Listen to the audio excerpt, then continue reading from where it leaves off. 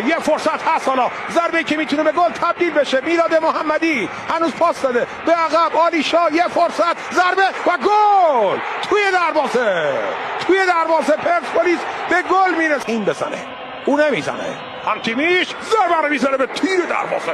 ببینیم با این توپ چه کار میکنن. یه فرصت عالی، فرصت برای تراکتور، میره که دروازه باز بشه. این اتفاق نمیفته. با این توپ چه کار خواهد کرد خداوندلو. یه پاس خوب، فرصت برای پرسپولیس، ضربه، موقعیت، میتونه گل دوم.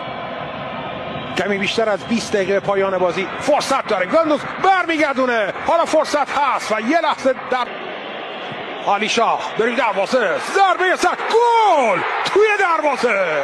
ولسیانی انگار که یه بمب اتمی رو منفجر کرده.